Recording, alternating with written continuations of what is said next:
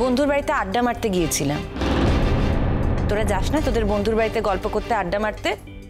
ধরে নে সেই রকমই। নতুন কাকু আমার বন্ধু, সেই জন্য গিয়েছিলাম তার বাড়িতে। তার বাড়িতে আমার কিছু দরকার ছিল। তোর কিসের অসুবিধে? কোন আইনে আটকাবি তুই আমাকে? মা, তুমি এত ডেসপারেট হয়ে গেছো কেন? এইবার বুঝতে পেরেছি, দোষটা তোমারই। যাক বাবা, বুঝতে পেরেছেন তো তাহলে দোষটা আসলে আমার।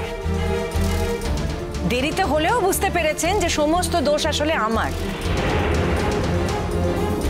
তো দোষটা যখন আমার আপনি বুঝতেই পেরেছেন, তখন আমার সঙ্গে থাকতে চাইছেন কেন?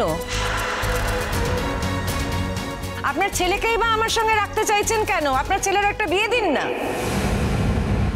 তুমি এটা কি বলছো কুমু?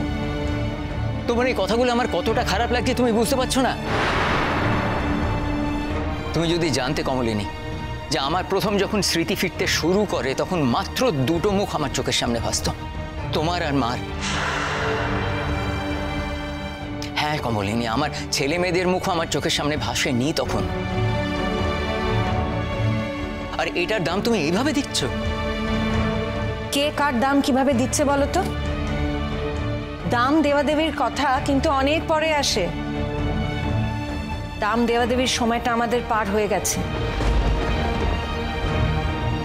জীবনের 1/3 কিন্তু আমি অলরেডি পেরিয়ে এসেছি। আর এখন আর কে কাকে কি দাম দেবে সেই প্রত্যাশা আমিও করি না। আর আমি তোমাকে বলছি, তুমিও সেই প্রত্যাশা করো না যে আমি তোমাকে কি দাম দেব।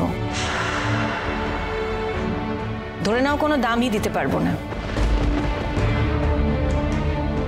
তোমার বাড়ির লোক তোমাকে বিশ্বাস করেছে, কিন্তু আমি তোমার বাড়ির লোক নই। আমি তোমাকে বিশ্বাস করিনি। এই বিশ্বাস অবিশ্বাসটা না আমার নিজের মনের উপরে। আর তুমি জোর করে কিছুতেই সেটা বিশ্বাস করাতে পারবে না। বিশ্বাস না করলেই তো তোমার সুবিধে মা। তাহলে বাবার সম্পর্কে আর অনেক কথা বলতে পারো। যখন আমাদের বাড়িতে সব থেকে বেশি শান্তি থাকার কথা, তখন তুমি এমন একটা ব্যবহার করছো যে আমাদের সবার শান্তি চলে যাচ্ছে। এই সব কিছুর জন্য কিন্তু তুমিই দায়ী মামনি। খবরদার, অনেক বেশি বেশি কথা বলছো তুমি। আর একটা কথাও তুমি বলবে না। কি ভেবেছো তুমি? বুবলাই তোমাকে আজ মেনে নিয়েছে, তার মানে কিন্তু এই নয় যে তোমার সমস্ত কীর্তি কাহিনীও ভুলে গেছে। তুমি এগুলো ইচ্ছা করে করেছো, ইচ্ছা করে ঠকিয়েছো আমাদের। এখন এখানে দাঁড়িয়ে তুমি এই বড় বড় কথাগুলো বলছো কি করে?